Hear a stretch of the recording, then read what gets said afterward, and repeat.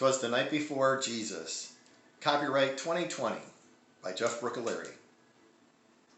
'Twas the night before Jesus, and all through the inn the keeper went room to room to check on the kin. They had traveled from many faraway land to be counted in the census by raising their hand. Just as the innkeeper was settling in for the night, a pounding on the door gave him a fright. He looked through the peephole to see who was there. A young man and young woman just gave him a stare. He opened the door, and the young couple looked out of gas. The man had walked for miles, and the woman was riding on her mule. The man was a wreck. He looked like he had come from the wild. The woman was quite obviously big with child. Joseph requested one room for just one night. The innkeeper simply pointed at the no vacancy light. Then he thought to himself, why not make a little more dough? I do have a stable out back, you know.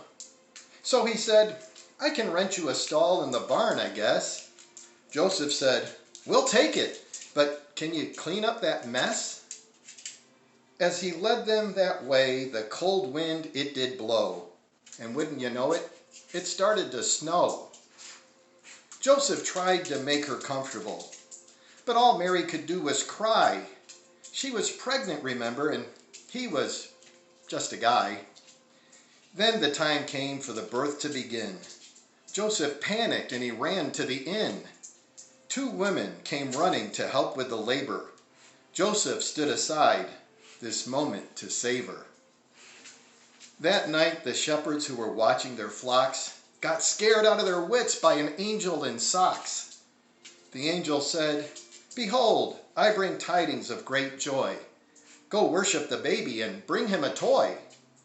So the shepherds hurried to the manger that night. One stayed behind to guard the sheep and campsite. They apologized for their appearance. They were quite a sight.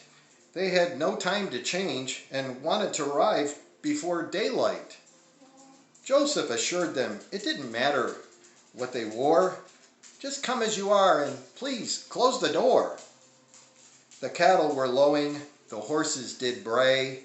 They worshiped the Savior right there in the hay. The shepherds knelt and worshiped. They just felt it was right. And oh, how awesome. What a beautiful sight. When Mary was ready, she and Joseph traveled back to their hometown. She was happy. She once again fit into her favorite nightgown. A few days later, visitors came to their house. They brought baby Jesus some gifts and a stuffed Mickey Mouse.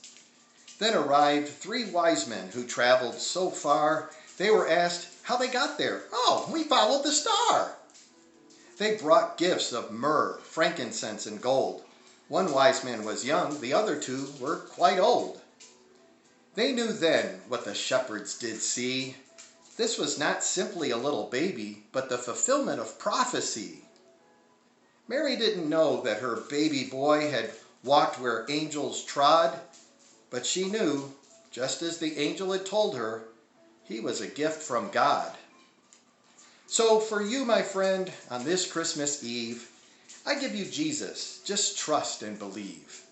May the true meaning of Christmas be alive in our hearts all year through. That's my simple wish for me and for you.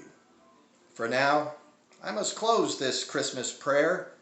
Merry Christmas to all, and to all this love we must share.